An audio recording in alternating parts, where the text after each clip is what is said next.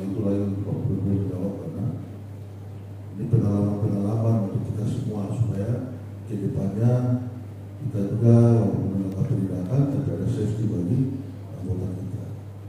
Pengalaman dari provinsi punya, dan provinsi mereka bekerja sama atau BU dengan BPJS Ketenagakerjaan. Jadi segala resiko kerja yang dijalankan nanti di lapangan akan dibiayai sebagai masuk rumah sakit bukan akan dibiayai BPJS Ketenagakerjaan. Begitu pula dengan anggota kita yang meninggal pada saat tugas. Pak Sekretaris ada sini kan? Pak Omri, beliau itu di Kasubag umum nanti pegawaian, beliau yang ngurus itu yang kerjasama dengan BPJS. Dan beberapa kali anggota kami meninggal, mereka menerima santunan 42 juta ya, Ibu ya, 42 juta satu orang. Ini juga nih pengalaman supaya teman-teman di kabupaten bisa adakan kerjasama. Memang gampang-gampang susah BPJS ini. BPJS ini dia punya setoran beda dengan BPJS yang lain. BPJS ini dia punya setorannya itu kolektif. Jadi kalau mau dapat santunan atau kita punya aslinya dia mau memberikan kita punya santunan, dia cek kembali semua sudah di store belum, begitu. Kalau tidak nanti dia akan pending lagi. Jadi macam contoh saya tidak store satunya sendiri, tetapi benar dia. Jadi kalau belum kolektif belum disetor, dia belum bisa memberikan santunan begitu. Hari ini juga saya lihat di gereja-gereja juga banyak pendeta-pendeta dengan majelis jemaat juga dari kerjasama dengan BPJS ini, karena risiko kerja bila mereka melayani di tempat-tempat yang susah, kalau kecelakaan mereka bisa melayani. Ini pengalaman Pak Kabit supaya mungkin dong bisa kerjasama pergi ke BPJS bertanya dengan tanggungan itu supaya anggota kita ya walaupun tidak ada kita bisa ada safety anggaran untuk mereka pada saat mereka terjadi melaksanakan tugas, terus terjadi kecelakaan atau mungkin terjadi risiko-risiko yang tidak kita inginkan. Baik, terakhir mungkin saya kasih kesempatan buat kabinet tentang bagaimana cara kita merekrut atau melihat apa ini sepak terjadinya midget ini. Caranya bagaimana? Bapak udah pengalaman, jadi Bapak harus ceritakan buat lo semua. Begitu. Atau mungkin Bapak Ibu harus ada punya pengalaman lagi terhadap mana? Begitu ya? Silakan Pak Kabit. Salam sore. Kami Bapak Jayapura. Di sesi berikutnya, sesi ketiga. Siapa ya?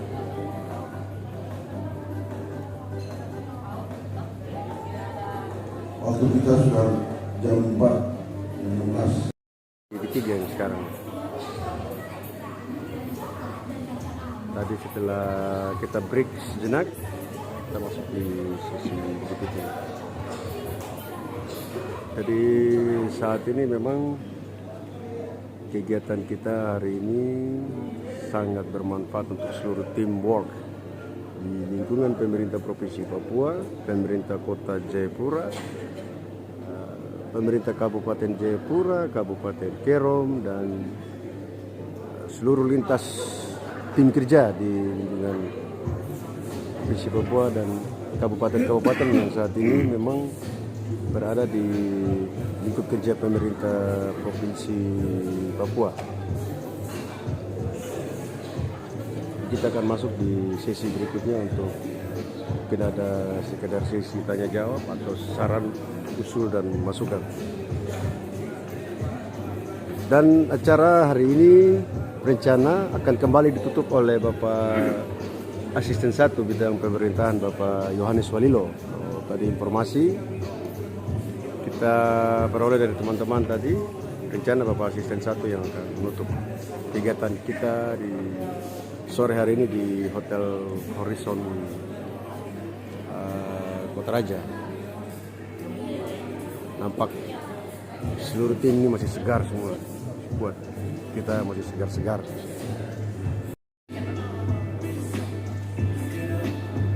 Dari dan Satpol PP Kabupaten Manggarai Raya. Kita break, selesai break, kita masuk lagi di kegiatan kita yang selanjutnya. Kegiatan kita hari ini memang gabungan dari seluruh tim Satuan Polisi Pamong Praja dan juga teman-teman dari tim Damkar dari Provinsi Papua juga ikut hadir kegiatan kita hari ini.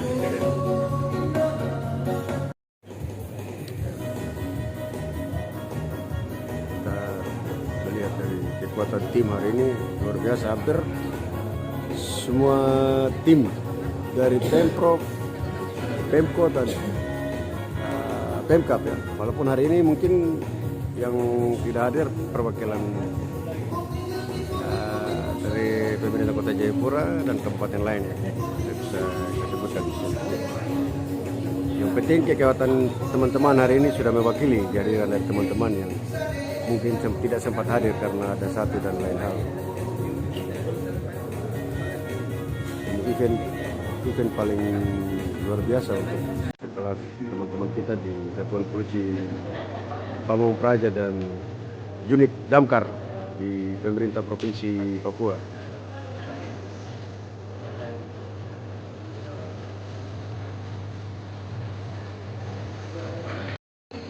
Ya, kalau ada back sound mohon tidak dimasukkan ke dalam copyright ya atau pelanggaran hak cipta, karena memang back sound ini memang disiapkan dari panitia penyelenggara, dalam hal ini dari tim Satuan Polisi Pamong Praja Provinsi Papua dan tim Damkar ya. Ini mengikuti kegiatan menjelang akhir dari kegiatan kita hari ini. Oh ya, hadir juga hari ini Kepala Dinas Kota Jayapura ya. Siapa? Mari dengan Pak Menko.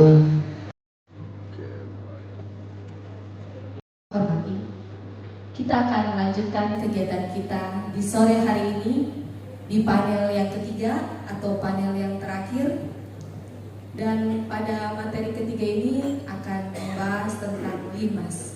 Untuk itu kepada moderator dan narasumber waktu kita masuk di sesi terakhir untuk Linmas. Terima kasih Bu Merlin tentang perkembangan Kapim dan penegakan peraturan daerah di Kota Jayapura, terutama dalam penanganan. Kita masuk di sesi terakhir untuk kita sharing dan diskusi terkait dengan Linmas.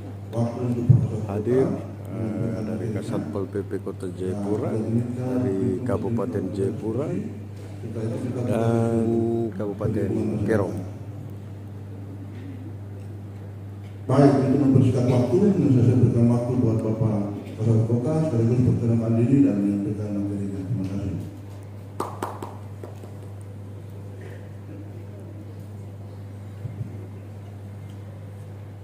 Terima kasih untuk kesempatan yang diberikan Bapak Ibu semua, selamat sore.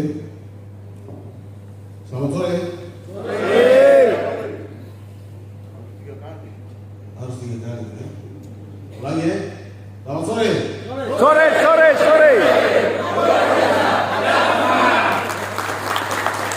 Terima kasih untuk semangatnya dan terima kasih untuk kesempatan yang diberikan kepada saya. Nama saya Dionysius Eda, besok tanggal 24 tetap di jabatan Kasatpol PP Kota Jayapura. Saya tinggal di Pondok, tidak lebih jahat dari tempat-tempat yang lain, tapi ya begitu. Saya sudah menikah, anak 3, karir di pemerintah kota, mulai berkarir tahun 2007 hingga hari ini. Sedikit saya mohon maaf tidak lagi, mohon maaf saya tidak siapkan slide untuk pemaparan, tapi secara garis besar kegiatan kami di Kota Jayapura, mungkin yang teman-teman dari daerah lain lebih baik dari kami di Kota Jayapura. Saya mengikuti di beberapa momen ini. Saya ingin menyampaikan beberapa hal yang sudah kami laksanakan di Kota Jayapura selama kurang lebih 1 tahun saya bergabung di Satuan Polisi Pamung Praja. Kegiatan Karang Timur di Kota Jayapura kami tahun 2025 di plotting anggaran sejumlah 13 miliar 200, tapi kemudian mengalami refocusing turun hingga 12 miliar 200 sekian, yang terbagi dalam dua item besar. Satu, belanja pegawai dengan nominal 6 miliar, dan 6 miliar yang sisa juga di plotting untuk kegiatan. Kegiatan kita juga dibagi dalam 3 bidang seperti rekan-rekan yang lain, bidang perlindungan masyarakat, bidang Karang Timur, dan satu bidang lagi, bidang apa? Hukum dan ya, kurang lebih namanya mirip-mirip. Kita di kota penegakan peraturan daerah, kalau di provinsi gabung ya, penegakan peraturan daerah. Nah, di 3 bidang ini kami posting kegiatan, kurang lebih masing-masing bidang mengelola 1-2 miliar kegiatan dengan variasi kegiatan pasti. Beberapa aktivitas yang Bapak Ibu rekan-rekan pasti sudah monitor juga, mulai dari Bapak PJ Wali Kota sampai dengan Pak Wali Kota definitif. Kami laksanakan mulai dari penertiban areal protokoler yang kami utamakan, kemudian kegiatan daerah mulai dari pengamanan pejabat daerah, kemudian pengamanan yang kami lakukan dalam rangka pemilu kada juga kami laksanakan berkolaborasi dengan instansi samping TNI maupun Polri, dan juga kegiatan penegakan peraturan daerah kami memposting anggaran kurang lebih 2 miliar dengan rincian yang saya tidak bisa rincikan satu persatu, tapi secara global demikian. Penegakan peraturan daerah kami lakukan di kota ini lebih kepada pengawasan dan pengendalian untuk pembangunan, kemudian penegakan terhadap peraturan daerah yang sudah dibuat, termasuk perkada yang sudah dilaksanakan di Kota Jayapura. Sampai dengan hari ini capaian kami sekitar 70% dari target yang kami sudah buat.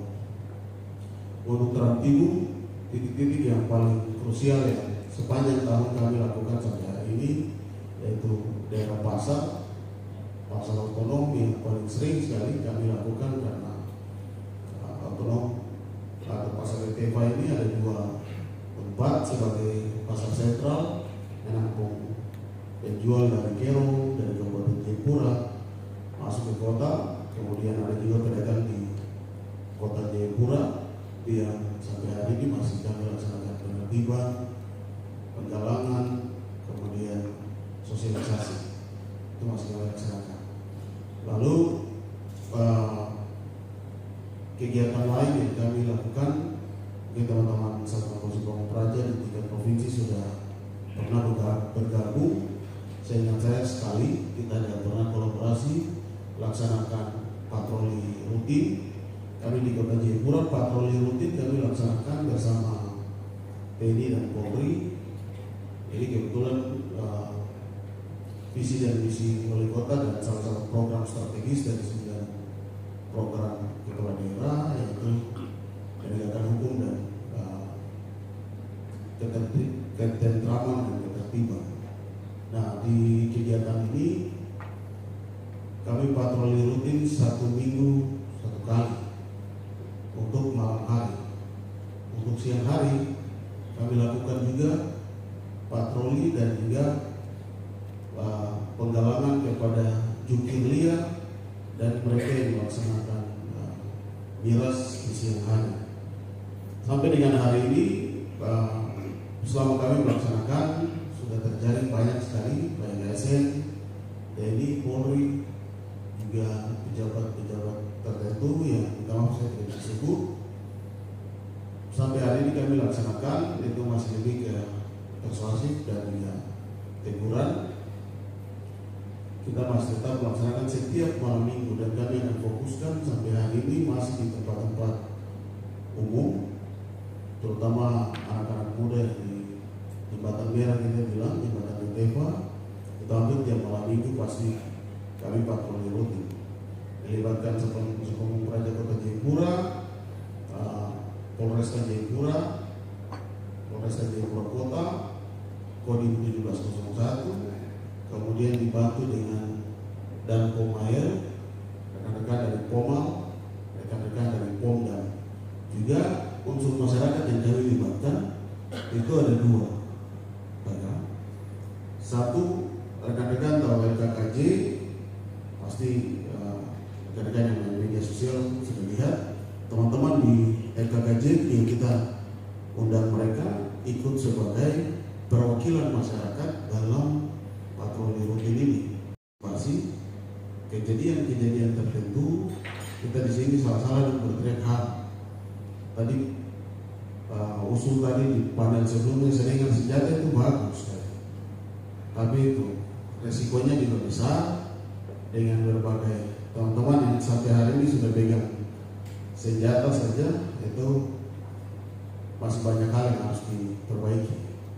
Nah, untuk kita sampai hari ini apa yang kita lakukan, kita butuh pendampingan masyarakat untuk memastikan bahwa masyarakat menyaksikan langsung apa yang kita lakukan. Misalnya kita tangkap mereka yang miras, kalau kita tidak di tempat, tumpah minumannya, kemudian pemusnahan kita lakukan di situ. Seperti yang hari ini polemik pembakaran mahkota Cendrawasih. Nah, kami menghindari hal-hal seperti ini. Oleh karena itu dua komponen masyarakat kami ajak. Satu, teman-teman dari LKKJ, kemudian satu lagi Orani dan Rabi Kota Jayapura. Itu kami libatkan dalam setiap patroli sebagai perwakilan masyarakat untuk memastikan apa yang kami lakukan ini berjalan sesuai dengan prosedur, mengedepankan teguran, humanis pasti, dan kami lebih banyak memberikan edukasi kepada masyarakat di Kota Jayapura. Kita sendiri penggalangan yang kami lakukan di tahun ini 3 demonstrasi besar di kota ini. Puji Tuhan, alhamdulillah kita mampu masuk untuk mengkomunikasikan, melaksanakan komunikasi di internal teman-teman yang melakukan itu. Yang sampai hari ini belum tembus itu ke NPB.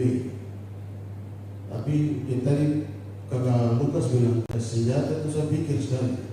Kalau ke NPB tahu itu ada ini lagi loh, masalah berat kan. Jadi lebih nonton terhadap senjata, supaya kita cerita lebih gampang, pendekatannya lebih gampang. Kalau nonton tuh bawa ini lagi, salah-salah tembak kaki lagi loh, ada cerita. Jadi kami penggalangan kami lakukan 2 demonstrasi besar ini. Yang terakhir, puji Tuhan bisa masuk untuk mengkomunikasikan ke teman-teman yang melaksanakan demonstrasi untuk menanyakan. Kalau ini kita tanya dengan bahasa gampangnya, apa yang Pemda bisa bantu, apa yang kita bisa bantu supaya penyampaian pendapat ini bisa berlangsung dengan baik, gitu. Bisa berlangsung dengan baik. Apa yang bisa kita fasilitasi? Misalnya mereka minta ya, waktu kita komunikasi dengan teman-teman Polres, Kodim, pihak keamanan, mereka minta supaya tidak ada lomas, maka kita komunikasikan. Kira-kira armada kan punya ada kan? Ada berapa armada di situ untuk nanti kita bantu mobilisasi ke tempat. Karena kita punya kendaraan kurang, maka di titik itulah kita bantu. Atau air minum kurang, ya di sisi itu kita bantu. Kita coba komunikasikan hal-hal seperti itu, sehingga paling tidak kita bisa mereduksi mereka yang punya hidden agenda untuk masuk ke situ, mereka yang datang dengan agenda-agenda lain, kita bisa juga meredam itu sama-sama. Ya, kita tahu Jadi kalau Pak Wali Kota tanya saya, siapa yang demo hari ini, saya bisa tahu. Oh, yang demo itu kelompok ini, tujuannya ke sini.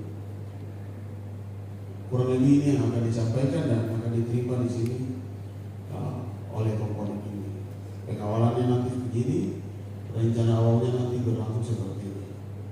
Nah, itu yang kami lakukan. Kemudian masih Dinas instruksi Kemendagri terakhir tentang mengaktifkan pos kamling. Kami di Kota Jayapura ini, puji Tuhan sudah ada sekitar 50 yang kami laporkan sangat aktif. Yang lain itu masih ada, tapi suap-suap kuku ada, dan antara ada dan tidak ada, tapi dengan dinamikanya masing-masing ke wilayah.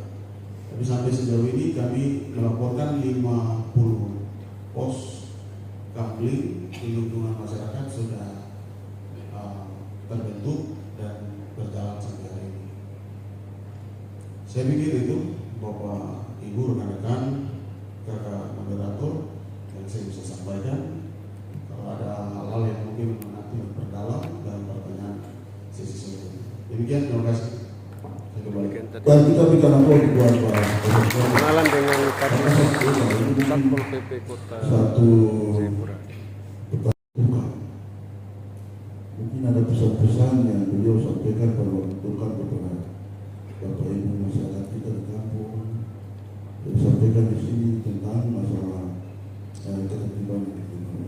Silakan Pak Satpol. Ya, terima kasih. Menarik sekali.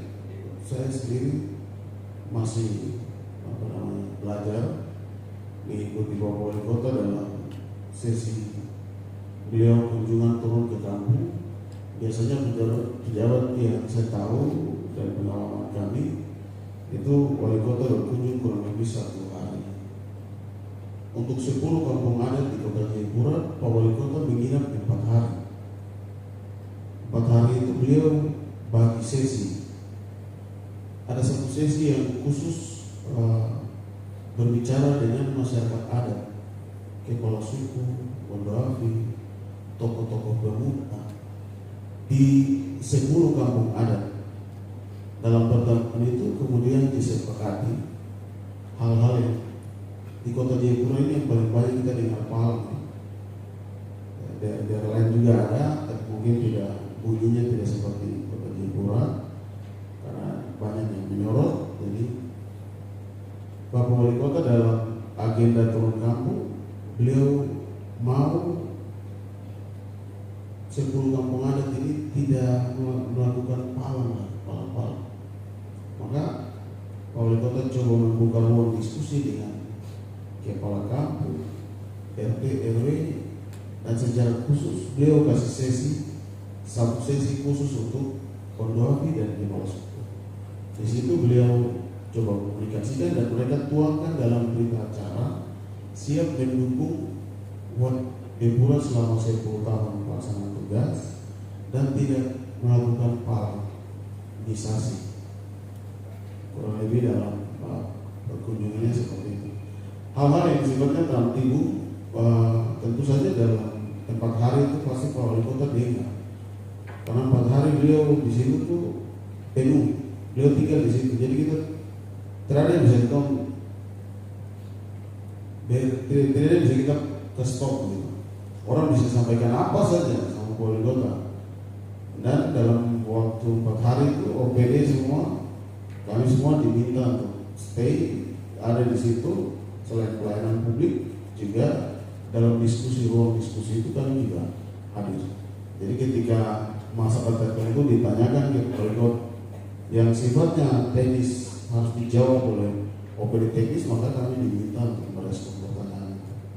Nah, sampai dengan selesai turun di 14 kampung, 10 kampung adat dan 4 kampung administrasi, mulai dari Sko sampai Waina, itu untuk peta kerawanan Trans-Timur, saya lihat di kampung tidak ada. Mereka lebih ke menyampaikan narkoba ada di kampung, mabuk-mabukan di kampung yang merusak fasilitas umum ada di kampung, dan hal-hal yang sifatnya masalah sosial. Maka kami juga diminta secara khusus untuk memikirkan kira-kira bagaimana penanganan untuk narkoba seperti apa, berkoordinasi apa. Atau Pak Wali Kota tanya saya, Pak Kasat, itu kita bisa bikin kayak di balik itu pencalang, kalau saya tidak salah sebut, polisi adat itu. Pecalang. Ya, itu Pak Wali Kota wacanakan itu untuk ditempatkan di kampung. Tapi juga sementara kami coba buat kajian karena pertama aturan teknisnya tidak ada di Pak Wali Kota. Kalaupun ada, kita pada level perwal, perda, perkada. Kalaupun mau menyusun itu kan pasti ada perdasus dan perda provinsi sebagai catatan hukum di atas untuk digunakan sebagai dasar dalam penindakan ataupun pengembangan hal tersebut. Nah itu sampai sekarang belum kami laksanakan, tapi itu Pak Wali Kota mewacanakan itu untuk dua hal saja di kampung. Pertama, teman-teman di destinasi pariwisata, dia mau di situ. Kemudian keaktifan di dalam kampung dengan segala macam dinamika masyarakat di kampung. Itu kurang lebih hal-hal yang kami tangkap dalam diskusi Wali Kota bersama masyarakat di kampung selama kurang lebih 1 bulan Pak Wali Kota di kampung. Jadi Pak Wali Kota setelah dilantik, program pertama 1 bulan penuh beliau di kampung, 10 kampung adat beliau tinggal di situ. Mulai dari Spo 3 kampung, kemudian Nafri, Ingros, Tobati, pindah lagi Yoka, Waena, sampai 4 kampung administrasi yang terakhir Koyakoso dan OTK. Itu beliau laksanakan dan sudah jelas. Hal-hal yang lain tentu saja seperti dana kampung, ada masalah-masalah banyak. Tapi lebih khusus tadi pertanyaannya tentang Trantibu di kampung, sampai sejauh ini yang kami coba respon 2 hal tadi yang saya sampaikan. Mungkin begitu. Terima kasih. Baik, terima kasih. Bersyukur ya punya Wali Kota seperti beliau, karena beliau turun kami ini untuk membuka komunikasi antara adat, RT, RW, supaya memikirkan bagaimana kehidupan masyarakat ini bisa baik. Itu intinya. Beliau utusan saya di Waena, beliau kunjungan ke toko-toko miras, beliau kunjungan ke pasar-pasar mau Papua di pinggir jalan, beliau pergi di tempat-tempat usaha yang anak Papua bikin. Beliau itu merupakan suatu gebrakan yang luar biasa. Karena kita orang Papua ini bukan duduk dan mengharapkan bantuan dari pemerintah, tapi malah mengharapkan perhatian yang serius dari pemerintah kita. Pak Kasat luar biasa, tadi Limas sudah ada 50 sis kambing yang dibuat menjadi pilot project untuk kondisi kota Jayapura. Terima kasih Pak Kasat. Kami dengar dari Kasat Limas Kabupaten Kerom untuk menyampaikan ada kegiatan-kegiatan Limas apa yang bisa disampaikan oleh Bapak kami untuk kita semua. Kita masuk. Silakan Bapak kami. Pemaparan dari Baik, terima kasih. Kabupaten Kerom. Selamat sore semua. Yang saya hormati moderator yang sudah memberikan kami kesempatan. Yang saya hormati Pak Kasatpol PP Provinsi, Kasatpol PP Kabupaten Kota yang sudah hadir, dan semua rekan-rekan eselon 3 dan 4, seluruh anggota yang sudah hadir, Satpol PP dan Damkar. Perkenalkan diri, nama saya Tibe Tapuni, jabatan sementara sebagai pelaksana harian Trantibu dan Limas. Kami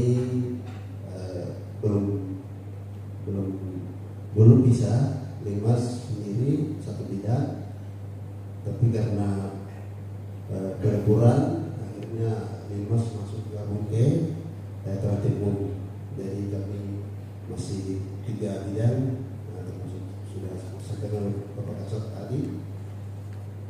Jadi kurang lebih saya di situ kurang lebih sudah 6 bulan saya menjabat sebagai pelaksana harian. Untuk data Linmas di Kabupaten Kerom dari 91 kampung dan 11 distrik. Menurut surat Kementerian Dalam Negeri kemarin, dan kami sudah melakukan pendataan pos kami atau Satlinmas itu berjumlah 222 pos kami, tapi yang masih aktif sekarang itu sekitar 49, kemudian yang tidak aktif 173. Jadi kita di Kabupaten Kerom itu Linmas itu aktif kalau ada kegiatan, misalnya musibah atau pilkada dan seperti itu. Nah, sementara ini yang aktif 49 itu yang masih aktif itu wilayah daerah trans. Kalau masyarakat lokal atau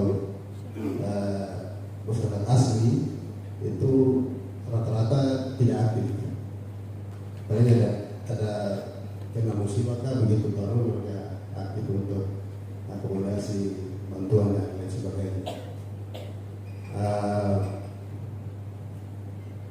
Untuk kami punya anggota Linmas ini kami masih menggunakan pakaian Linmas yang lama, belum ada perubahan seperti Pak Kabit di sebelahnya yang sudah dulu dengan baju Linmas yang baru. Kami di Kerom baru 1 kampung Sanggarnya itu harus 1. Mereka sudah pengadaan dari dana kampung sendiri, dari kepala kampung pengadaan. Jadi mereka sudah pakai baju Linmas yang baru seperti Pak Kabit di sebelah kanan saya. Yang lain belum. Jadi mereka pengadaan kemarin itu waktu PSU jadi inisiatif dari kepala kampung untuk pengadaan. Kemudian untuk sarana dan prasarana di kami tidak ada, kami mesti lebih di tertib dan satpol. Jadi kami punya kendaraan operasional yang mesti lebih dengan satpol, mobil patrol 1. Kemudian motor tidak ada, yang lainnya tidak ada. Kemudian kami punya kantor 1, terus dari Damkar kantor beda, kemudian mereka punya mobil profesional hanya 1 unit. Selain itu tidak ada. Nah, kemudian dari perintah dari Bupati, setiap kampung itu anggota Linmas itu harus diperintahkan untuk 1 kampung anggota Linmas itu harus 10 orang. Nah, mereka punya honor itu langsung masuk dalam dana desa. Jadi kepala kampung yang membayar mereka punya hak. Tetapi kalau mereka punya akomodasi pakaian dari kepala sampai kaki itu masuk ke kami. Tapi ada salah satu hal yang terjadi kemarin waktu PSU itu dari KPU mereka kasih anggaran untuk Linmas ini langsung kasih ke Spakpol. Akhirnya waktu kegiatan kami harapkan bahwa Linmas itu masih ada dalam Spakpol, bukan di Spakpol. Nah, itu kasus yang dalam kemarin. Nah, kemudian di wilayah yang Satlinmasnya masih aktif itu wilayah trans, itu mulai dari daerah distrik Manen, Arso Barat sampai dengan Skanto. Sedangkan wilayah yang bagian atas yang Pak Kasat tadi sudah sebut itu kampung-kampung asli itu jarang aktif. Nah, itu gambaran saat ini mas kami di Jerome kurang lebih demikian. Nanti ada sesi tanya jawab baru kami bisa jawab lagi. Terima kasih. Baik, terima kasih Pak Tahuni. Kita berikan aplaus buat Pak Tahuni. Kabupaten Kerong. Pak Tahuni, satu bisa Limas di Kabupaten Kerong ini apakah sudah ada bupati yang bentuknya atau belum?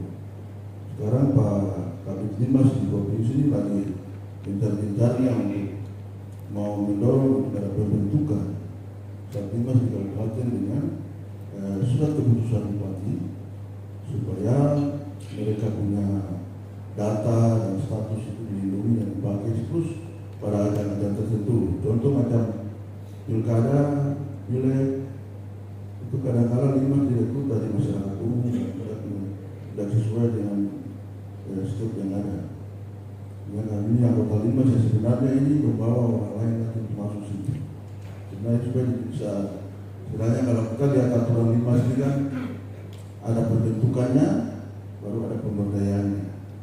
Jadi di batang tubuh itu ada pembentukannya itu, baru ada pemberdayaan. Mungkin di Kerong ada stepnya. Baik, terima kasih. Untuk SK Limas di kampung itu SK-nya langsung dari kepala kampung. Dari bupati menginstruksi untuk pendanaan honor mereka, honor Limas di kampung itu yang instruksi langsung dari bupati kepada kampung untuk mengalokasikan dari dana desa untuk bayar honor anggota Limas, termasuk guru ngaji dan guru sekolah minggu. Itu Pak Bupati perintahkan langsung ke kepala kampung untuk kasih honor mereka dari dana desa. Kemudian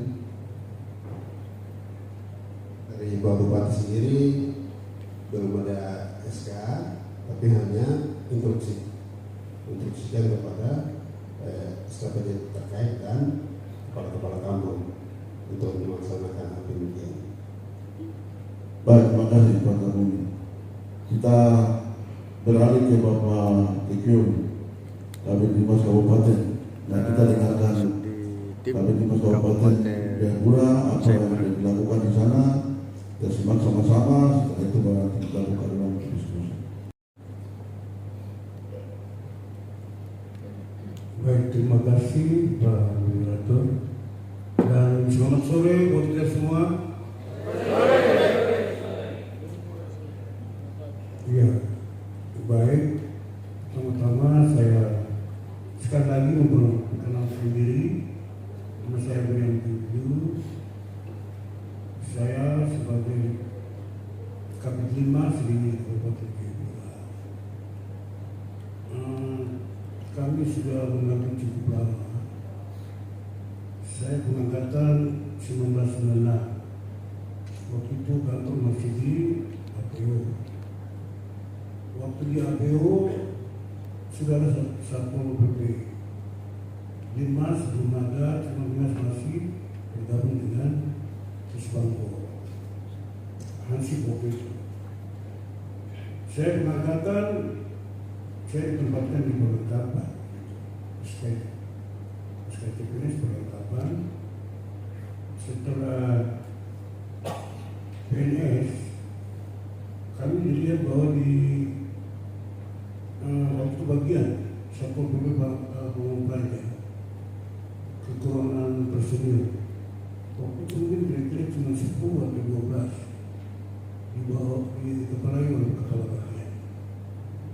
Kami beberapa orang yang dilihat dinilai mungkin bisa baik untuk memperkuat Satuan Polisi Pamungparaja. Ini kami dituliskan sebenarnya Satuan Polisi Pamungparaja. Dan saya mengabdi di perlengkapan selama 2 tahun saja sebagai umum. Sesuai dengan perkembangan, kami pindah ke daerah Sentani, Gunung Merah, kira-kira tahun 1998 kalau tidak salah. Waktu itu Pak Abel. Juga belum ada terbentuknya Limas di situ. Sampai dipimpin oleh Pak Awito, mantan Bupati, Dimas berada di Kabupaten Jayapura itu kalau tidak salah tahun 2019,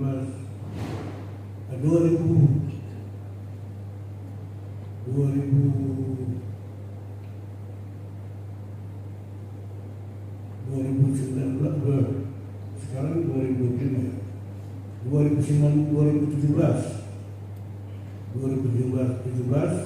Dimas ada di satu Muslim Pelajar, tapi masih kepala seksi. Waktu itu saya menjabat sebagai kepala seksi, itu kepala seksi untuk apa nih, pembina potensi. Nah, sementara kegiatan yang kami lakukan waktu itu cuma sosialisasi, memberikan mereka anggota dari berbagai distrik dan kampung-kampung yang ada. Tapi tidak menyeluruh karena waktu itu dana juga membatasi. Yang kami lakukan sosialisasi ini tidak semua di 19 distrik itu tak perlu, itu sesuai target. Selama beberapa tahun berjalan sampai pada terbentuknya UPB, kami adanya kami Dimas juga masih dalam kegiatan yang sama. Masih itu sebatas itu, sosialisasi dan pelatihan ini melakukan untuk memberikan pemahaman kepada para anggota Dimas di distrik untuk bisa memahami fungsi sebagai pengamanan di pesta demokrasi. Jadi kebanyakan kita lebih konsentrasi di sana. Setiap 5 tahun kita harus siapkan anggota Dimas dari masing-masing distrik untuk bisa nanti melaksanakan pengamanan di TPS-TPS yang sudah tersedia. Jadi mengenai kegiatan-kegiatan yang sebenarnya di bawah oleh Dimas ada banyak, cuma itu kami terkenal dengan biaya. Ada banyak ide dan usulan yang sudah sempat kami lakukan, tapi itulah namanya. Pasti kami semua tahu bahwa Satpol PP itu kadang didirikan. Kami dianggap bahwa kegiatan yang kami lakukan ini kurang menipu atau bagaimana, sehingga kadang kami punya usulan itu ditaruh di paling bawah. Jadi kadang-kadang kami tidak ada dana yang cukup untuk itu. Banyak hal yang kami mau lakukan, seperti sekarang diminta tentang pendataan posisi kami. Semenjak tahun saya menjabat sebagai kabit, saya pernah usul untuk pengadaan atribut perlengkapan untuk anggota Dimas di masing-masing distrik. Dan ini akan kita bagikan bagi mereka yang aktif, diskam-diskam yang aktif, seperti lobby center dan lain sebagainya. Belum dengan pertemuan, tapi itulah karena dana dan sementara sekarang juga dari efisiensi yang juga menghambat apa yang kami capai itu. Jadi yang kita lakukan dalam Dimas ini, yang rutinitas cuma itu, yang terfokus konsentrasi itu cuma itu, persiapan untuk pesta demokrasi. Itu sudah beberapa kali kami lakukan di Pileg, di Pilpres, yang terakhir ya Minggu kemarin. Itu sudah kami laksanakan, dan kami juga ada pengadaan dari Dimas untuk beberapa distrik di Kabupaten Jayapura, 19 distrik. Karena jumlah anggota Dimas itu seluruh distrik, jumlah distrik itu ada sekitar 441 anggota. Kemarin kebetulan pas bertepatan dengan Minggu, kami punya anggota Dimas di masing-masing distrik sudah kami fasilitasi. Kami koordinasi dengan kepala-kepala distrik untuk bisa masuk komunikasi, informasikan jumlah anggotanya, dan semua juga sudah mendapat baju seragam lintas sesuai dengan apa yang diinginkan, tapi ini sudah cukup membantu anggota-anggota kita di distrik-distrik. Saya juga pernah mengusulkan tentang pengamanan kegiatan ibadah, anak-anak sekolah yang pulang sekolah untuk pengamanan.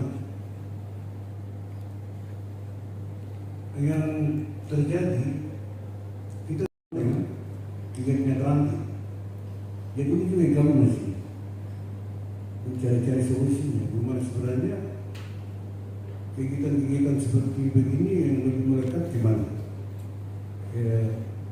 Bidang transit, perlindungan masyarakat atau penegak perda, semacam miras juga Islam masih sebenarnya yang tangan ini di bidang perundang-undangan atau di transit untuk mengadakan eksekusi dan sebagainya. Pendataan ini juga masih tumpang tinggi. Jadi mungkin dengan adanya pertemuan seperti ini, kami perlu sekali ada masukan-masukan dari para peserta anggota Satpol PP yang hadir pada saat ini. Dan kami juga sangat berterima kasih sekali dengan banyak pihak yang sudah bisa mengajarkan kami di sini, dan kami melakukan kegiatan ini sangat baik sekali. Dan juga kami dari kemarin juga yang rapat koordinasi itu juga sangat baik sekali, menambah pengetahuan bagi kami. Dan kami juga mau sarankan kalau bisa itu mulai limbas supaya bisa masyarakat tahu bahwa apa sebenarnya limbas itu, kerjanya seperti apa. Banyak masyarakat yang belum paham tentang tugas dan fungsi limbas. Mereka paling banyak tahu pun hasil itu dijaga di pasar, mereka jaga di TPS dan di sistem. Padahal masih banyak tugas dan fungsi dinas yang masyarakat tahu. Jadi mungkin kami sarankan saja kalau bisa di masing-masing distrik itu diberikan edukasi atau sosialisasi. Yang sosialisasi yang kami selalu lakukan itu dengan masyarakat, tapi dengan kepala-kepala distrik dan lurah setempat, kepala kampung, kalau perlu diundang untuk hadir bersama-sama dengan kita di sini, supaya mereka juga bisa dengar lebih jelas, lebih jauh tugas dan fungsi Satuan Polisi Pamung Praja. Karena mereka juga pulang dan mereka para distrik itu walaupun harus ketemu masyarakat, sehingga melekat sekali masyarakat. Mungkin lewat Pak Distrik, lewat Pak Lurah, itu lebih pula mereka bisa paham tentang fungsi dan tugas Satuan Polisi Pamung Praja dalam hal ini Binmas. Mungkin itu saja Pak. Untuk tahun 2003, 2004, 2005 ini kami tidak melakukan kegiatan sama sekali terkait dengan ada musim dan musim jalan. Yang kami lakukan cuma pengamanan pilkada. Mungkin itu saya sedikit dari kami, kurang lebihnya kami mohon maaf. Terima kasih. Baik, mari kita berikan aplaus Demikian tadi kepada keterangan singkat dari tim Kabupaten Bapak Ibu bisa gambarkan sedikit dulu tentang Binmas. Punya peraturan Permendagri yang menjadi dasar itu Permendagri 84 tahun 2014 tentang pembentukan dan pemberdayaan daripada satuan perlindungan masyarakat. Jadi di dalam Permen itu ada dua hal yang disorot, dua hal. Yang pertama pembentukannya, yang kedua pemberdayaannya. Dibentuk dan dipakai. Kalau melihat dari tugas dan fungsi itu ada 4. Yang pertama, dia menangani keamanan lingkungan. Yang kedua, dia tangani masalah kebencanaan. Kebencanaan yang dia tangani ini dia ada di intra dan ekstra. Intra dan ekstra ini contohnya, saya kasih contoh. Misalnya terjadi bencana, banjir, bandang, mungkin tadi kemarin. Itu Linmas kalau ada siskami waktu itu, Linmas itu kan dia tidak pernah tidur malam, dia jaga di pos siskami. Otomatis ada istilahnya, ada perubahan, ada bunyi apa, ada apa, dia pasti tahu. Ini dulu kopi sambil mau kopi sedikit main-main kartu, dia kan bunyi di atas gunung, bunyi dari gunung juga berbakar. Kemudian pasti bisa dia bisa toki apa tuh tiang listrik, memperingatkan orang secara dini. Tugas Linmas. Jadi Linmas sejak kita tidur mereka tidak tidur. Terus mereka sendiri seperti macam informasi intelijen yang apa itu Densus 88, mereka dapat informasi itu dari Linmas. Karena Linmas ini dia ada di masyarakat dan dia tahu yang tinggal di kampung itu bapak siapa, yang tinggal di kampungnya itu bapak siapa. Rumah-rumah ini siapa punya, ini siapa punya, yang ini kosong. Kalau rumah ini kosong lalu tiap hari ada aktivitas, orang datang di malam hari, orang duduk bicara-bicara dalam sudah pergi diam-diam, tanpa orang tahu dia pasti sampai dia jaga. Ini ada gerakan yang mencurigakan. Dia pura-pura kesana bakar rokok, dia bakar dari mana? Itu sebenarnya tugas Linmas. Ini mendeteksi ini. Jadi pengamanan lingkungan dijaga, kebencanaan juga dijaga. Di akhir daripada itu pada saat kejadian bencana itu orang banyak yang datang ke bantuan, sarwa apa segala macam datang. Tapi setelah status darurat bencana itu dicabut, siapa yang mau tangani pengungsi? Linmas yang ada di tempat situ sendiri, dia tahu. Oh mama boleh di sana itu masakan enak. Bantuan-bantuan datang beras apa begitu rumpang mama, mari. Toh masak itu toh makan sendiri. Jangan toh harap orang datang ke sembarang orang. Itu Linmas. Ini saya kasih gambaran saja supaya betul tahu tugas-tugas Linmas itu di kebencanaan. Kalau untuk pilkada itu insentif, dia hanya terjadi sekali-sekali saja pada saat pilkada. Yang pilkada ini itu insentif. Pada saat pilkada saja dia dibutuhkan. Setelah itu tidak lagi. Mungkin 5 tahun nanti pesta demokrasi lagi baru panggil dia lagi untuk ada di dalam. Kalau untuk pengaturan dalam pilkada itu adalah Permen 10 tentang peran Linmas di dalam pilkada dan juga itu nanti bisa dibaca. Sedangkan Linmas yang untuk tugas yang keempat yaitu adalah kegiatan sosialisasi masyarakat. Kegiatan sosial masyarakat seperti tadi Bapak bilang keagamaan kebahan, mungkin ada gereja kah, ada orang nikah kah. Orang nikah terus tuh minta izin untuk pakai jalan tapi tidak bisa tutup semua ya. Separuh untuk pakai sebagian untuk jalan umum, Linmas ditempatkan di situ untuk menjaga keamanan. Secara keseluruhan saya simpulkan bahwa tugas Linmas dari titik batang tubuh kita yang ada ini antara Satpol dengan Linmas itu Linmas dia ada di wilayah distrik sampai ke kampung dan rumah kelurahan. Sedangkan Satpol PP itu bertugas di wilayah kota dan kabupaten. Itu kedudukannya. Ini saya kasih gambaran supaya kita semua paham. Tadi Bapak Linmas sudah ini, sudah bingung itu kerja ini dokter itu transit bekerja. Tuh kerja ini dokter transit bekerja. Kadang bekerja nanti kerja bencana. Jadi harus terus kelihatan. Jadi Linmas posisi ada di situ. Kalau dibilang segitiga atau lingkaran penanganan apa itu bencana itu, Linmas itu dia ada dalam segitiga itu dengan lambang Berdagi itu Linmas ada di situ. Jadi dia adalah pemerintah dalam negeri hadir dalam Linmas itu dalam penanganan bencana. Ini sedikit saya gambarkan saja buat kita supaya mari kita diskusi di hari siang hari ini. Mungkin ada hal-hal yang Bapak ingin sampaikan, ada yang mungkin kasih masukan-masukan, silakan. Juga terkait dengan pendidikan tertib di kota, mungkin Bapak ada beberapa kasar itu di kompleks ini, ojek-ojek tuh bikin begini, parkir motor sampai di sini, atau mau lewat yang lulus pagi sini, mobil lagi parkir di sini, dong beda-beda pindah lagi tahu di sini, sampai juga terjadi. Coba mungkin Bapak Ibu siang hari ini ada yang mau kita masukkan buat Pak Kasar, silakan.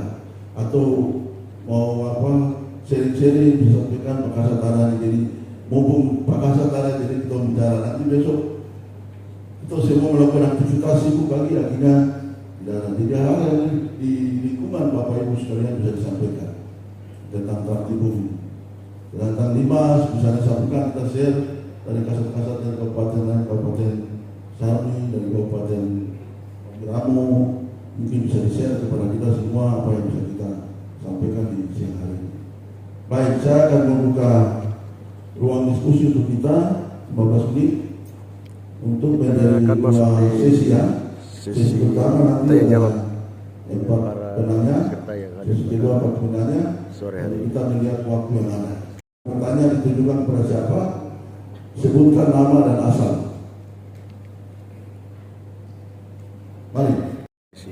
Pertanyaan bisa dijawab. Terima kasih. Baik, terima kasih atas waktu yang diberikan. Saya dari Kabupaten Moropen. Saya Yohanes Perusi, selaku Kabid.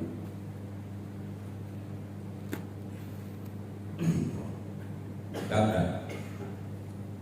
Nah, di sini yang seperti kendala yang tadi Bapak Kabid ini Mas ya dari provinsi mengatakan mungkin teman-teman yang lain juga yang sama. Jadi saya mungkin di sini pertanyaan-pertanyaan yang kita alami dalam penyusunan program, kegiatan dan kegiatan. Jadi di sini saya hanya berupa saran, mungkin dengan kehadiran kita semua saya mohon untuk dirumuskan ke dalam rekomendasi kita nanti apa yang perlu kita tambahkan di sini kayaknya menyangkut nomenklatur dalam arti rekening kegiatan kita itu biar jelas di situ supaya tidak kelihatan tumpang tindih. Jadi bidang Litmas dia langsung kita bagi di situ, artinya lebih terperinci supaya masing-masing bidang itu tahu ketika menyusun kegiatan, bahkan kegiatan dan program itu jelas program kita kan tidak banyak. Kegiatan pun demikian. Yang di sini perlu kita tambahkan ya kegiatan. Jadi mungkin dari kegiatan itu yang kita perbanyak di situ. Kita di Waropen saya perhatikan waktu kita menyusun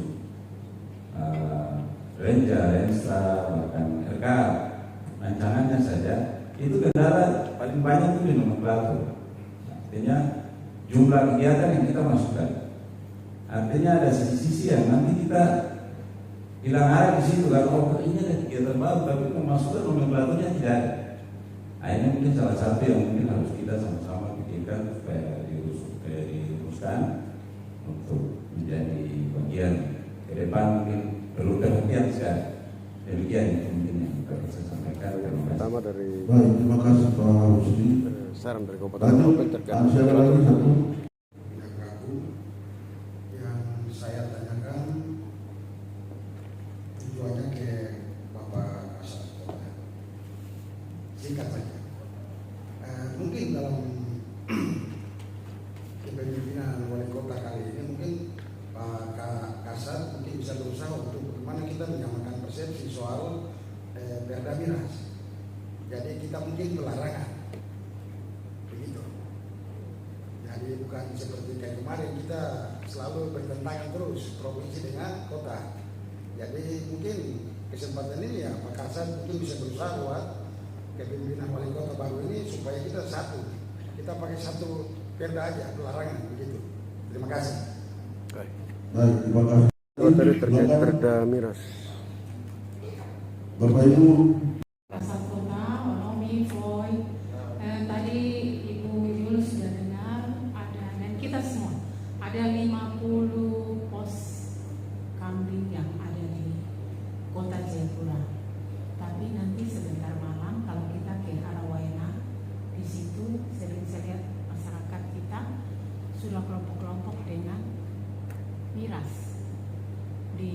agak ke sana sedikit sebelum jembatan, kemudian nanti di Expo.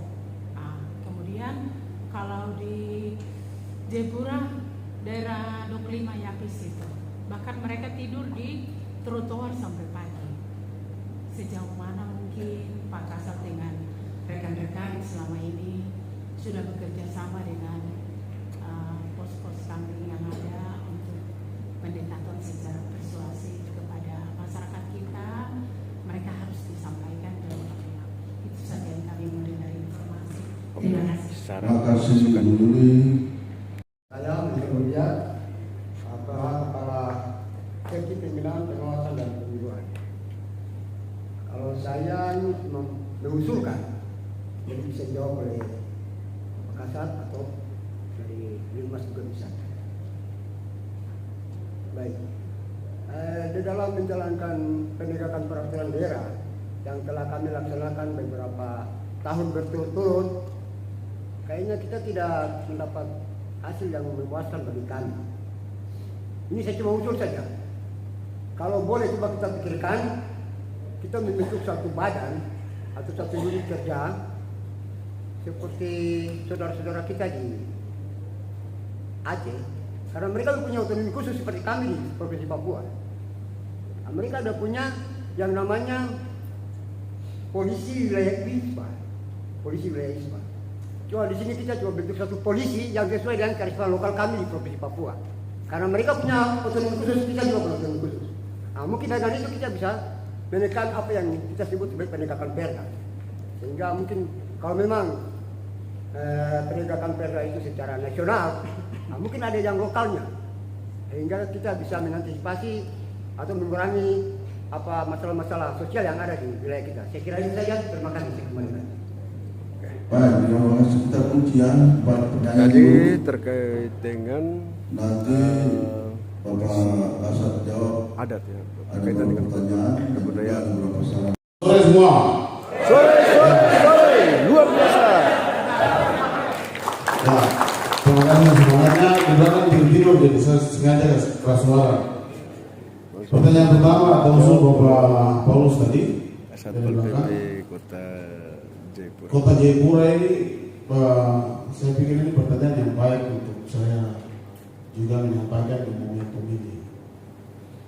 Kota Jayapura punya kerinduan yang kurang lebih sama dengan teman-teman yang lain. Tapi ada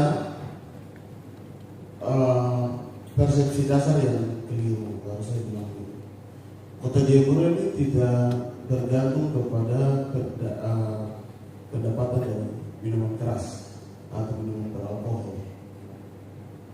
Dan aturan terbaru peraturan pemerintah nomor 1 ini juga sudah mengatur bahwa pemungutan atau fiskal dari minuman keras itu tidak lagi dipungut di daerah. Artinya itu tidak ada lagi. Dan Kota Jayapura hari ini PBD Kota Jayapura per 2025 kami di angka 1,6 triliun. Tahun depan kami mengalami pengurangan di 1,3 triliun. Pendapatan asli daerah target APBD Kota Jayapura sekitar 250 miliar yang kita targetkan. Dan itu nol dari minuman keras, tidak ada. Kita tidak menarik target PAD itu. Nah, ini persepsi yang keliru dan selama ini dibangun dengan narasi yang kurang tepat. Kota Jayapura ini bergantung kepada jasa, ya, jasa perhotelan ini, jasa parkir, BPHTB, pariwisata, rumah sakit, persampahan, ya, itu kita bergantung di situ. Jadi kalau bilang PAD kota dari minuman keras, saya rasa tidak ada sampai dengan sekarang. Nah, tadi Bapak Paulus sampaikan di Kota Jayapura tidak bertentangan dengan provinsi sebenarnya. Hanya kita harus paham bahwa sistem pemerintah daerah hari ini itu otonomi daerah. Provinsi dan kabupaten kota gubernur dipilih oleh masyarakat, bupati, wali kota dipilih oleh masyarakat. Tentu ada political will di situ. Kalau dalam political will kepala daerah itu tidak bisa atau tidak ada janji politik seperti itu, kita di bawah ini mau berjuang sampai tentu juga tidak akan terjadi. Gitu. Karena yang paling penting apa yang kepala daerah mau. Tadi Pak Kabit nanti bilang kita ini masih cari begini cari. Kalau kepala daerah mau pasti jadi. Gitu. Itu saja kuncinya. Nah, tapi menarik yang tadi Bapak Paulus bilang kita sinkronisasi. Ya kita maunya begitu Bapak. Tapi untuk khusus untuk Perda Miras Kota Jayapura ini aturan teknisnya tidak ada. Kita mengatur peredaran, ya pengendalian dan pengawasan. Kalau membatasi kita tidak bisa batasi.